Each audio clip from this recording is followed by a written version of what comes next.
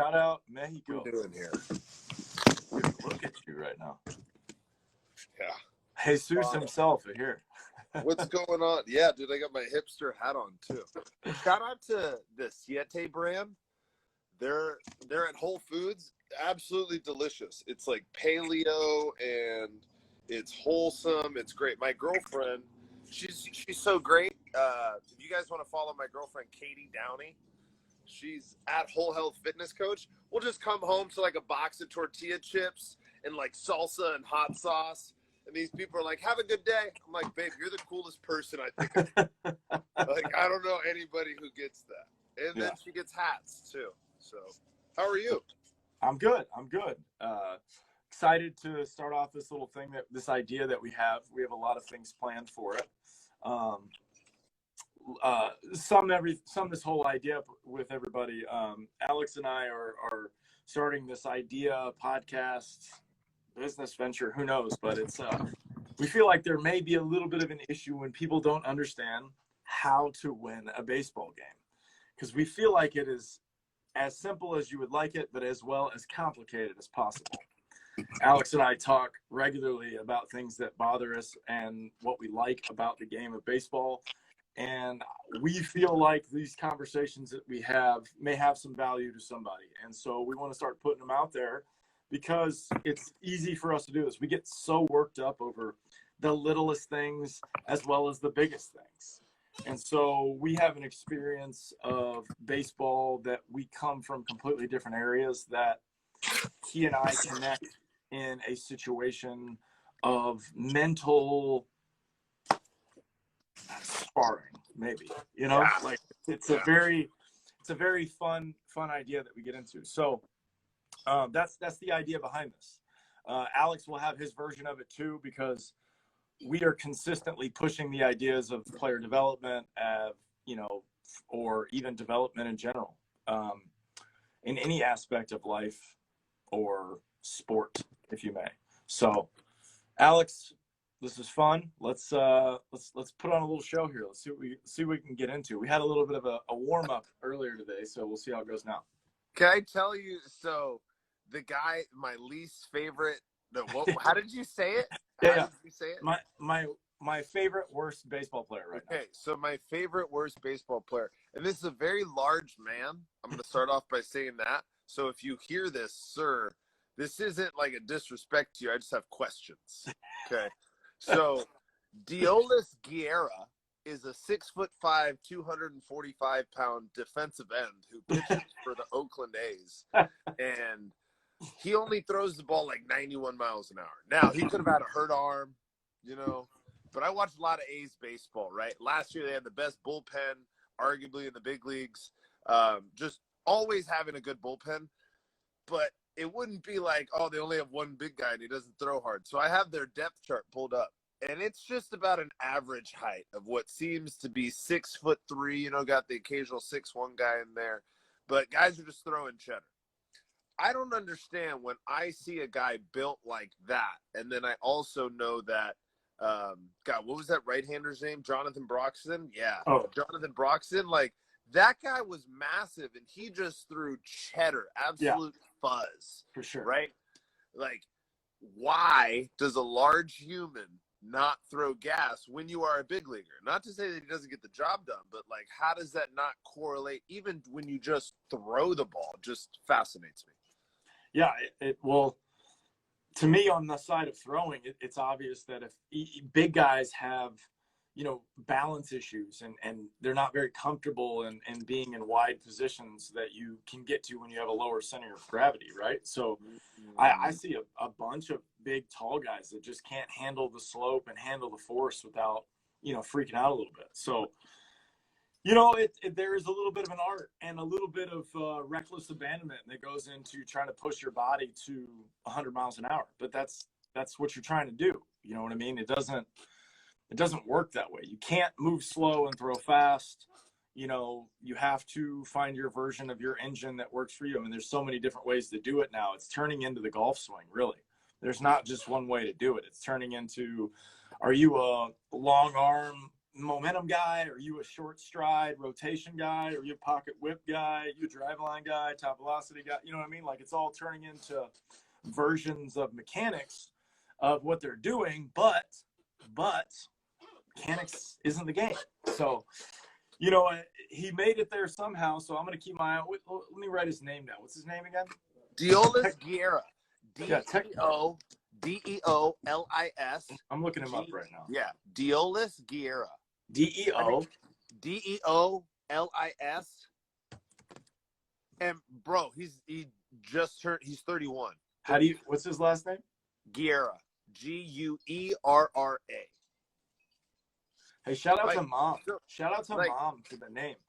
Like, first of all, I just want to say, like, without like throwing the resume out there, I watch Oakland A's baseball. I told you yesterday, like, I've seen Jose Altuve hit I don't know how many times this year already, and Michael Brantley, he's 12 for 30 against the A's this year. Get him out one time. Here we go, guys. Come on, let's walk him. Let's do so. Like, maybe just give him 4, just let him hit.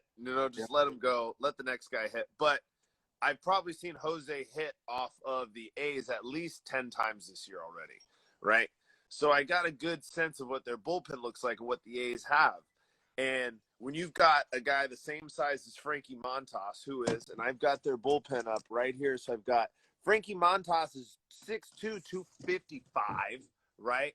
Throwing 97, right? So you've got a guy that's a little bit shorter, but probably the same size, right? Throwing exceptionally harder with more velocity, longer, right? So more endurance than this larger guy who, from my experience with playing baseball and being a catcher and seeing a lot of pitchers, taller guys generally have better endurance because smaller guys have to generate more force. Mm-hmm. So, again, you're the pitching guy, I'm the catching guy. Like, how does that happen? Yeah. I don't get it. I don't get it. Yeah. I mean, well, I just looked up a couple of his videos. Seems like he's got a banger, and he's also throwing 2,300 spin rate at 90 miles an hour. So there's some deception there. So anything over 2,000 goes up, and every 100 it goes a little bit more. So he's throwing a little bit of an invisible. It's not a full invisible, right? But there's some answers in his fan graphs right there. So that's where the fun part of data has come around and really helped, people understand like why 90 mile an hour fastballs are invisibles, because it's like, just like Taylor Ahern, our guy, our pro guy that trains with us, that starts, shout out, 1 inning, no runs. Good job. Touch 95. That boy T. Yeah. But he throws a 2,600 off axis 215 spinning fastball. So it goes, and it's just this gross thing that comes in, right? Yeah. And, it's a different version of a heater. It's a backspin heater, but his arm slot where he comes from, where he feels really good, he just produces this ridiculous amount of spin that pulls the ball back really hard. So in this guy's case, watching him throw his fastball, he's on top of it like I am really well. So it's going up, and it's almost even going up in this way a little bit. It's not quite like a full 12-6 up. It's kind of matching his arm slot a little bit. So that's, just looking into this righty right here that's swinging at it, like, he's under it. To him, it's going this way to him, like down and like that. You know what I mean? And he's got this little thing to it. It's impressive. So if I'm this guy, right, how do I use that to win an inning? Like, he comes in, gets a shutdown inning, right? So his game obviously seems to be a lot of downward action, right? And then it works with his thumper. Right. He's got a good hook. Is it a straight up and down hook, or is it was a, with his arm slot being, you know what? I just emptied it. Let me look at it again. It kind of is. It's more down, right? But it's one of those like 130s that catches and then comes down. So it comes out and then goes down. It doesn't come out and then return back on the axis. Got it. So if we were to say he's throwing a sinking fastball, but not a four seam. Definitely not. No, it is a four seam. No, it's a four. It's a riding. It's called a riding fastball. fastball. riding four seam. Right. Okay. So it's got this little up and run movement on it because so he's kind of like Taylor. Like Taylor's a little bit more flat with it, like that's kind of had a little bit.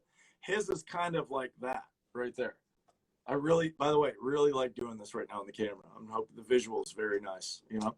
So if I'm riding this fastball, right, I kind of get what you're saying right now. And then you throw that humper that works right off of that because guys are committing to a fastball that's already going down. Right. And when you see it kind of riding up and then it's that breaking ball working down, their balance is off. Okay. So it's just, again, like when you have to explain that to guys because Right. I will say I didn't know how this guy has success. I have to ask the pitcher. I watch him, right? And what it seems to me is guys were early and guys were on top of it. Mm-hmm. You know? Guys were constantly early and constantly on top of it. So Yeah. when you watch a guy do that constantly, you have to look at who taught him how to do that, right? Mm-hmm. Because it probably took him a while because I'm assuming someone taught him how to throw like that. Yeah. Because he probably throws well. Right? I just got a 20-second highlight. I'm gonna text it over to you. But so he's got good ride. It's pretty solid. He's got a good split. He's Venezuelan, which makes a lot of sense why he does have the ride. He gets all the way through it. You may recognize, you know, this motion.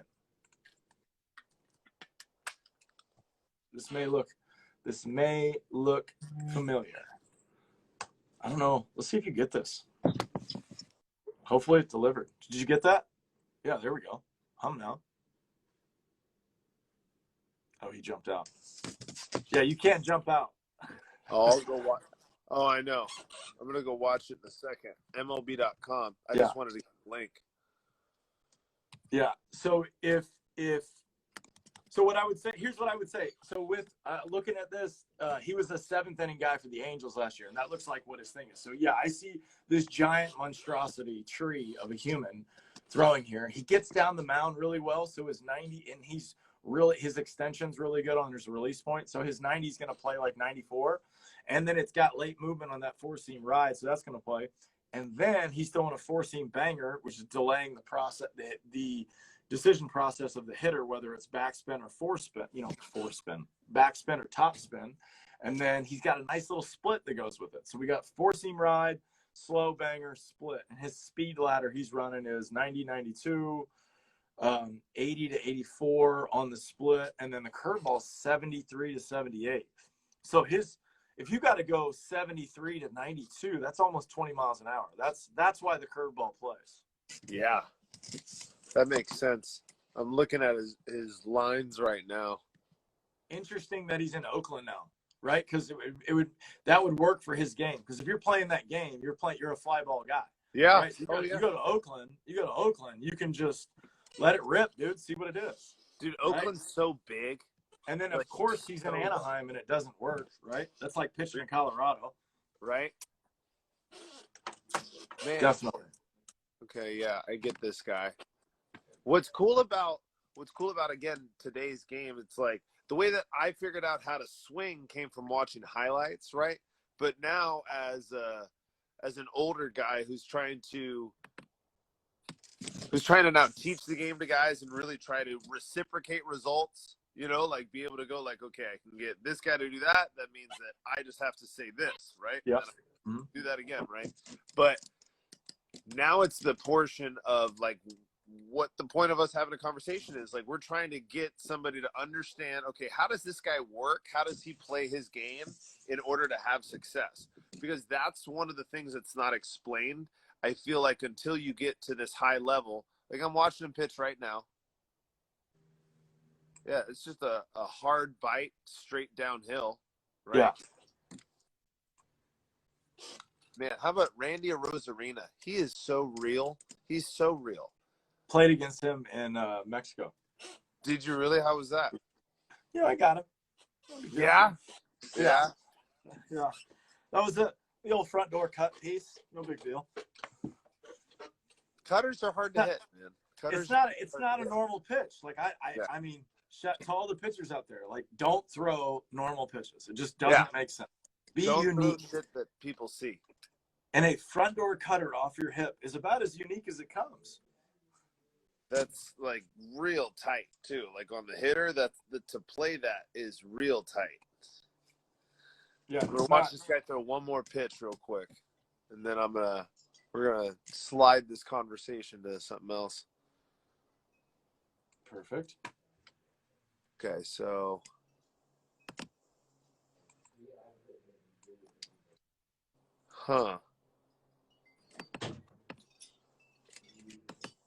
man, it's crazy how like the spin rate and the angle at which somebody just approaches the plate, right, can really increase that velocity.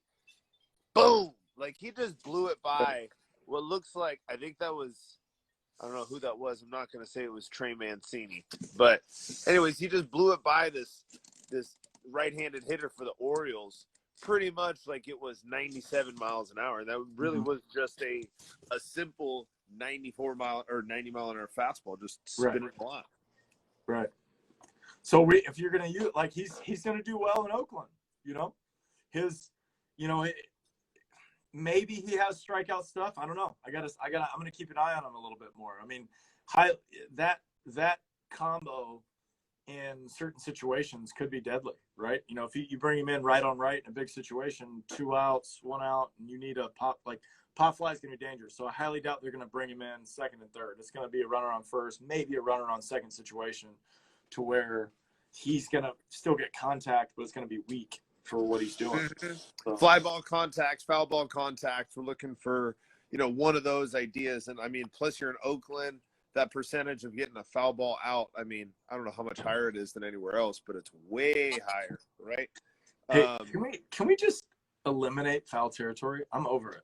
What are we doing? No, I love it because making plays in the dugout is one of the cooler things that we still have left. Because now that they put the nets up, right?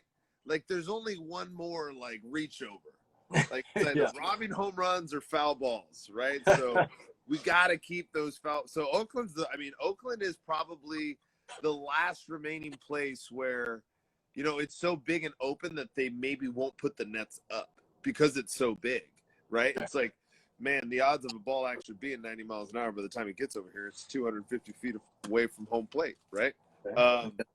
So building on that, so you're a guy that knows spin rate, right?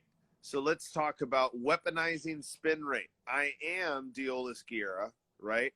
And I'm just a kid. Like, there's so many kids that are out there right now that they probably throw 85, but it gasses people up, right? And they are trying to throw every pitch under the sun that makes sense, or they're listening to their junior college coach and trying to fix their mechanics, right?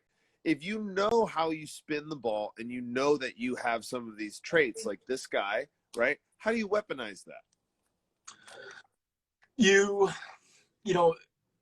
It's a great question because you got to learn what you are actually good at. So that's a hard question, right? Like you don't know how your stuff's going to play until you've played enough games to see where the ball, like it's very easy for me to understand the way I pitch and where the ball goes most commonly.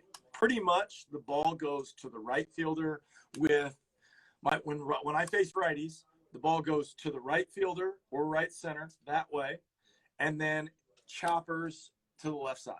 It's pretty much what I get, right? I get flares to right, and if you're going to get it, it's going to be a shot to right center, so I need my center fielder to move over. I need my right fielder to play in and flare. I know it's not ideal. Sorry, Dodgers, calm down. And then shortstop's got to play straight up, maybe a little bit in the hole, and the second baseman's going to go play in the 4-hole. So if you're going to get a base hit up the middle on me, you got to get 3 of those to score. So I'm entirely okay with that, Sorry, I got spam called. Sorry about that. So you said one thing that is super key, and that is knowing how your game is played, and that's by playing a good number of games, right? So when you go back to Taylor Ahern, played, I don't know how many innings do you think he's played before he even got to Milwaukee? Oh, we counted it the other day. So he did 28 weeks of live ABs on Friday, which is 7 months. and he was throwing at least 100 pitches. One day a week. In one that. day a week. So, one day a week, yeah. One day a week for 28 weeks. Yeah. Man, and he had how many games, you think? He pitched 100 pitches. Right. So, I mean, we were thinking that – it's funny that you said that. We were just talking about it the other day. We were trying to figure out how many innings. So, we were guessing. We were just going to guess. We were just trying to be conservative and say maybe he threw 6 innings, right? So, 6 innings times 28. Somebody do the math. Because I love the idea of 10,000 hours, man. I'm a big believer in 10,000 hours. Like, hey, more you time don't know. It's so hard to know what type of expert you are until you are in the experience. You know what I mean? Like, hey, I didn't grow up a cutter guy. That wasn't a thing. I just thought about who's the best pitcher that's in the game right now that nobody hits. Yeah. And my favorite stat about this human is there are more people that have walked on the moon than have scored on Mariano Rivera in the playoffs. Sounds like he might be doing something there. Sounds like maybe we should try this old cut thing. Maybe we should try it. See what happens. The value of, like, just copying somebody's simplicity. Like, he didn't have 4 pitches. He had 1 pitch, and he threw it in a variety of ways. There you go. Okay. Like, he had 1 pitch that he knew how to throw in it's just like, again, I'm a martial arts guy for those who know me, but at some point, like, guys already know your game. Like, they've got tape on you. They've sparred with you enough. You can still get them. It's just like, I have 1 thing, dude, but I can do it in so many different ways. Mm-hmm. 1 choke, 1 right hand, right 1 on. good left hook. I got 1 leg lock, right? Yeah, nice. That's the hound dog. Better watch out. Watch out. Yeah, you guys better watch out. So, again, learning how to throw a cutter is really valuable. I agree with that. What's fun is now just in BP at TPC, where I'm pitching strictly on Fridays, or I'm throwing to some of our, like, select power hitting guys that are coming in on, like, Tuesdays and Thursdays, and it's really cool to see the power of a little bit of spin, right? And when you can control it. Now I've thrown a % of the cutters that you've thrown in your life, but just in the amount of time just spinning the ball and spinning the ball and spinning the ball, you can see the value in that pitch, because it can be it's like what you and I had a conversation with earlier. It's the preemptive to a breaking pitch or a slider or a breaking ball, and it teaches you how to spin that baseball. And I'm getting kids that are now having great live at-bats because, hey, in BP, my coach throws cutters and fastballs, and the cutters break away from me, and the fastballs ride true. And sometimes I rake the cutter, right, because I'm sitting on off-speed, right, and then I get blown up by a 36-mile-an-hour fastball in my hands, right? It's great to see that guys get blown up by just BP fastballs because you make them start playing the game. But back to tape, right? So you've got so many innings playing in an experience, right, where he's throwing XYZ, or he's throwing YZX, or he's going to throw YBA, right? He's going to throw something totally different out there. And that time of just, like, how you started this, like, mentally sparring, but actually physically sparring, throwing to a hitter, like, hey, hit this, right? Okay, that guy got a double, right? Cool. We're going to act like we had a double this inning, right? And, like, being able to put yourself in these situations, that's how you're going to find these. I don't want to say, like, it's wisdom. It really is wisdom, because if it's just something that you just figured out and you haven't applied it before, it's pretty much just an idea. But once you've applied it and it's rang true, now it's wisdom. Well, and what does everybody say? Everybody says experience is the most valuable stat, right? Well, experience where? Right? Not practice. Talking about practice. That's why I love the Allen Iverson thing. We're talking about practice. We're not talking about a game. And look, I'm not trying to devalue practice, but bullpens are boring. Oh my God, they're boring. And if they're not boring, then you don't understand the one-on-one battle. Right. And I'd that's what rather it not. is. That's what I'd baseball rather is. not. Baseball is a one-on-one battle with 8 people on the other side. 7 people, technically. You want to count And you me gotta on wait. it. And you gotta wait your turn. Yeah, you got to wait your turn, son. You want some of this, you got to hold on for 2 innings. Hey, hang out over there and watch me do my thing, all right? Yeah, just chill out. I'm about to tie these guys' shoelaces together with the slider here, make him look like an idiot. And then I'm going to come back and get you with a fastball, right?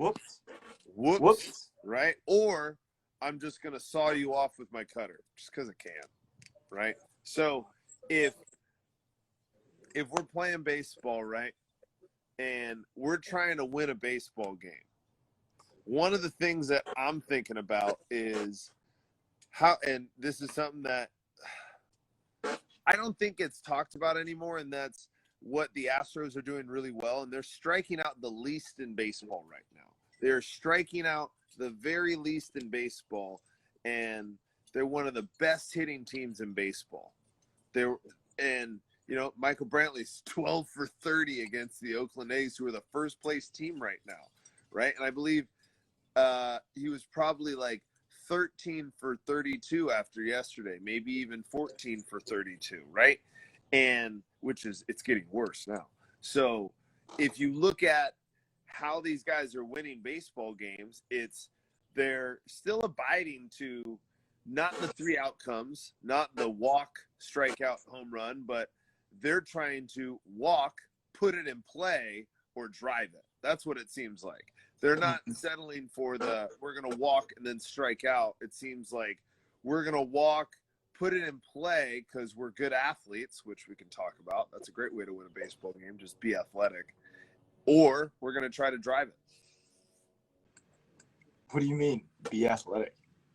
So I think one of the advantages that the Cubs had that helped them win the World Series, and one of the things that the Dodgers had that helped them win the World Series, and the Red Sox and a lot of teams, is this valuable asset of the Chad Pinder, Ben Zobrist, The utility player. Exactly, but not a utility guy.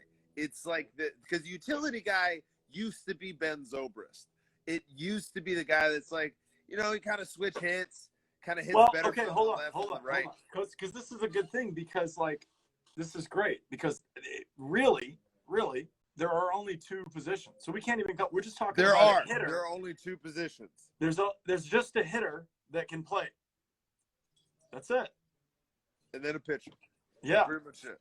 You could even say that there's bodies for position, but that's another story for another day, right? Hey, you and I could go to Japan right now, and they could stick me in right field, and they could stick you at catcher. Yeah. And we would be doing all the okay, yeah, you know what I mean? Like all the who do I throw at the ball girl? Sick. Yeah. All right. Just go, dude. Ball girls. We need ball girls in the United States. We're gonna States so bad. We're gonna do a video back and forth. We're gonna do a little vlog, and we're gonna go to a Padre game, and then we're gonna go to a Toros game down in TJ, and I'm gonna show the difference of it. And it is just, it's not even. You're gonna be jealous. I'll tell you that. You're gonna be jealous. That field that it's basically the got to play on was amazing the other day. That was so nice. Right. Well, that's their adult league field. That's what I mean. That field was so nice. Yeah. I know, there are local baseball fields there are local high school fields that aren't that nice. Right. Totally. It's just a trap also, but yeah, ball girls are a lot of trouble. They are a lot of trouble. But here's the value of having, we could even say dugout people. You could even be neutral, just say dugout people. The Philly Fanatic is one of the most prized and coveted things in all of sports, right? And that's just one person that gets on the dugout. Like the Laker girls, everybody loves the Laker girls. Everybody loves NFL cheerleaders, right? We're not saying they just have to be women. What we're saying is the popular sports tend to have female dancers, and in Tijuana, Okay, we're gonna bring it back here, right? You're right. Yeah. You're right about that. But also in Tijuana, they have a cheerleading squad that is everywhere. But don't forget the dance team, the co-ed dance team. And the fellas, they ripped. All right. So, there's something for everybody at that game. You know what I mean? Fucking getting after it, just like shoulder rolling. Oh, dude. Oh, co-ed dance, just. And you're just warming up your inning. You're just like, here we go. How do you focus here when this guy's twerking in the corner of your eye right here? You're just trying to get hot and not get distracted by the merengue over here on the base. And you have bands, right? You have bands in Mexico, right? Man. We had in Mochi's, we had a full-on horn section right behind our dugout. Tubas, trombones, trumpets, just probably like 30 of them, just having a ball, making the game fun. That's what's important. The game has to be made fun, and I feel like baseball is the idea of creating a fun stadium is awesome, right? Like every stadium that you go to tends to be like more of an attraction, like in so many different ways. So that I feel like is getting away from the point of like the game is fun, right? And so when you start getting mad at these guys for swinging at 3-0 counts and hitting nukes, which is like, what if he hits the record for longest home run ever because it's a 3-0 count? Like, what if? You know what I mean? Yeah. You want him to earn it like a man? Like, who cares? Like, what if he does it? Like, just what if he does it, right? Like, that would be more important to the sport than you trying to make it ethically right. Right. Like, that's are we going to the Tony La Russa thing right now? Is that where we're going? mean, I'm not saying that this is about Tony La Russa, but I am saying that I'm half Mexican, by the way. I love the fact that Tijuana baseball is so like hearing what you talk about, it makes me like, man, I should have just pursued my Mexican dream and just gone to Mexico. There's still a chance. There is still a chance, right? There's still a chance. Because it seems like outside of Eastbound and Down, right? Like there is a reality to it. Yeah. But when we're talking about like just having fun, it seems like we have like taken the fun out. Like in Korea, they have like the thunder sticks. Yes. Coaches need to teach the fun instead of each at bat being life and death. I agree. But like here's Attaboy, Neil. Problem. Attaboy, Neil, you get it. Here's the problem with that. Yeah, go ahead. Coaches also understand the value in like these Dominican players have fun at the same time they have to get off the island.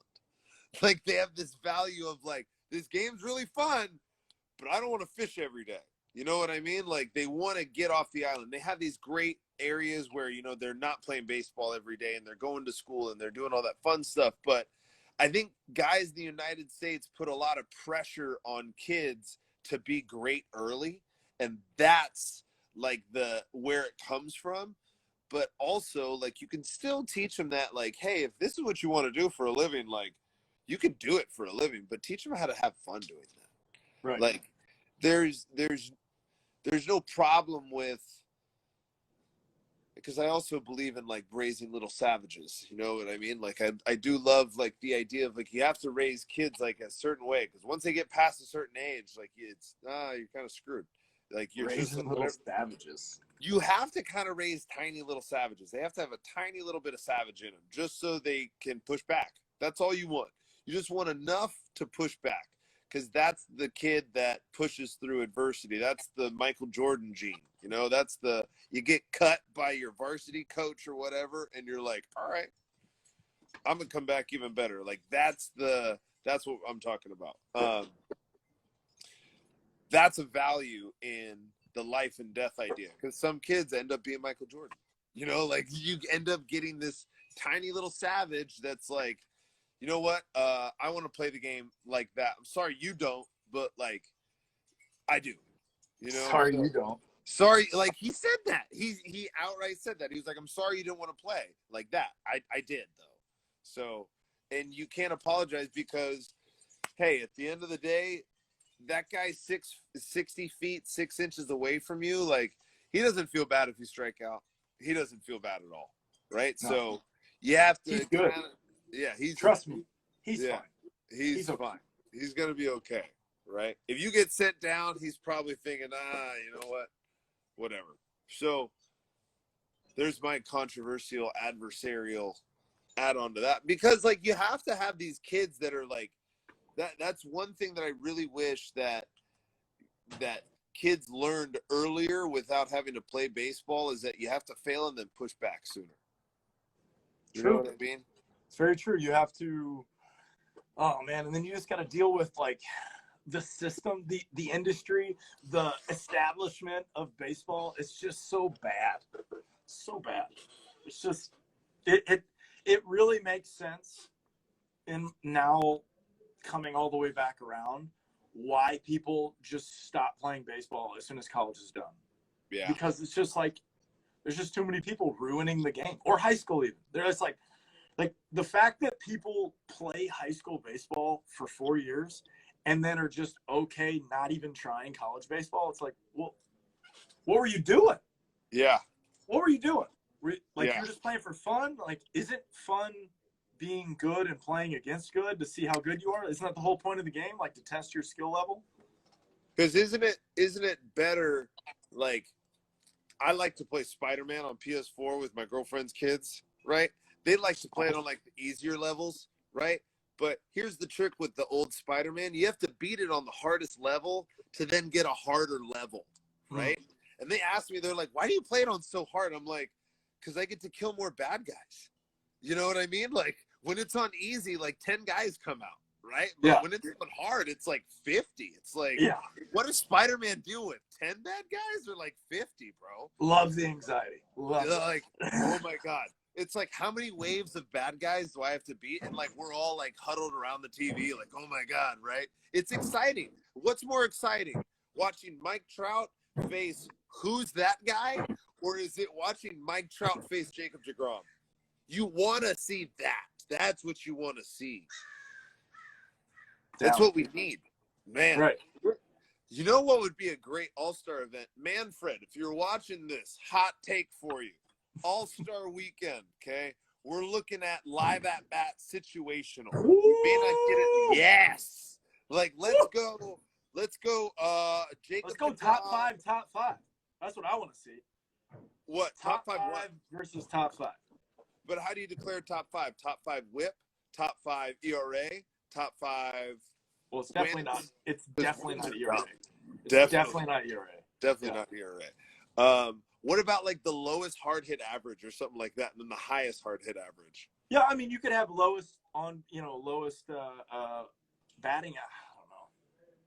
I don't know. There's too many things, right? Whip could be the closest one. Honestly, I think it would be the best if, just like how you do All-Stars, you just get all the players to go, who are your 5 best players or 5 best hitters, 5 best pitchers? And they just go, oh, these guys. And then it's like, all right, this is what we're going to do. Like, and you guys are going to get like 1 at bat. And then we're going to do, like, I think that would be super exciting. It would almost be like a hockey goalie versus like a forward on the ice. Like, it would almost be like a penalty shootout. It would be really exciting. Totally. And like, we need to have something else besides the 3-point, or not 3-point, besides the home run derby. Like, that's all we got right now, right? But there's a lot of exciting things in baseball.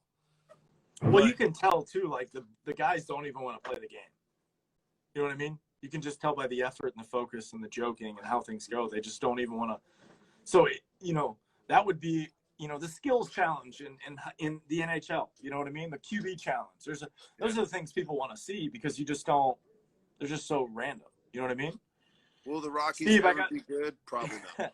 Steve, I got bad news for you, buddy. They're a part of one of those 4 organizations that just puts money in a pot to get a return on their investment. So no, they're never gonna win, and that's why Charlie Blackmon isn't playing as well as he wants to, because the center fielder didn't back him up on that ball that bounced off the wall for the inside park home run. Help me out, Alex. Sure. Smoked ball off the wall.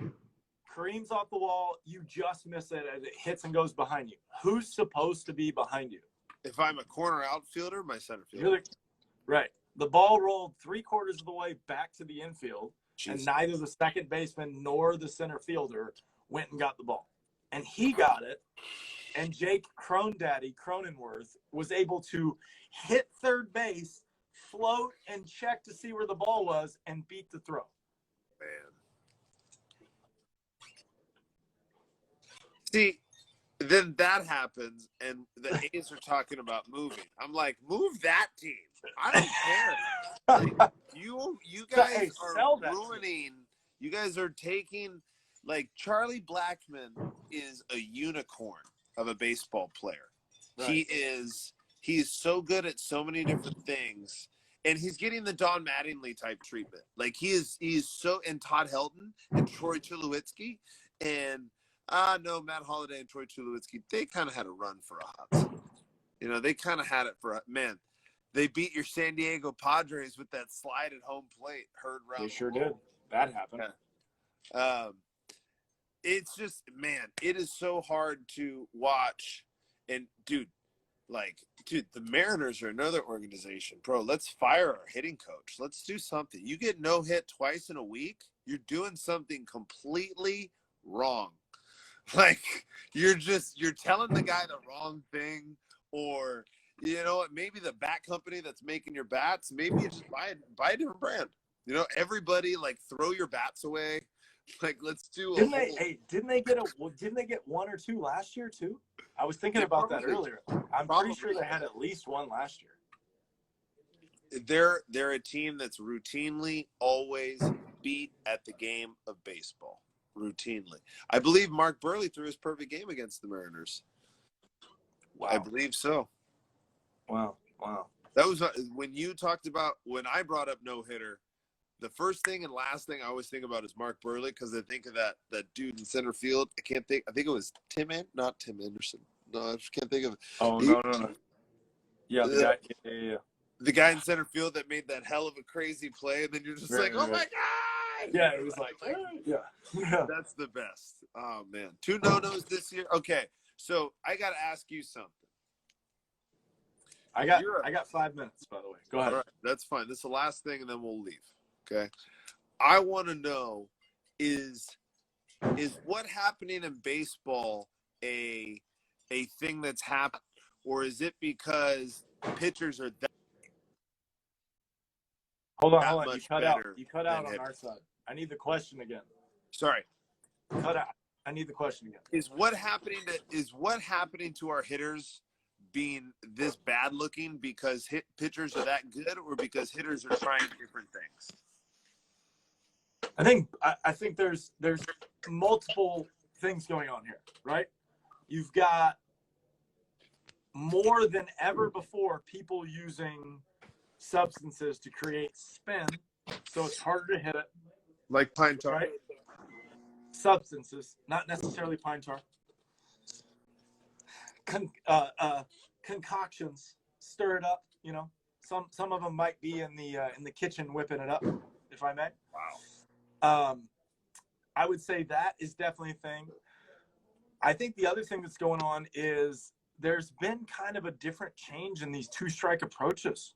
You know, especially with some of these organizations. Like, I just don't remember G-hacks with 2 strikes. And, like, I take that back. I don't remember it as much. When I was playing, there was one guy that I remember, like, it's so funny when you pay attention, right? And I'm always looking for things that I can get an edge on a guy, right?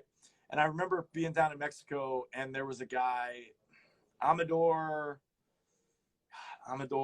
Anyway, he's this older veteran, donkey leg kick righty. Looks like he's playing slow pitch. Like, huge follow through, just gets after it. And they show a highlight video of him leading our winter league online, hitting 18 home runs, one after another. Can you guess what pitch it was on every time?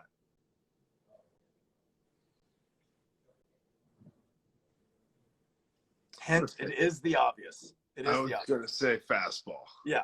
18 in a row. Ga. I'm like, all right. So here comes John's save opportunity. We got to face this guy in Hermosillo. I'm like, all right, well, let's see how this goes. Cutter fouls it off. Perfect. I don't have to do this anymore. Yeah. Banger, banger, banger, banger, banger. Go sit down. Yeah. Yeah. You know what I mean?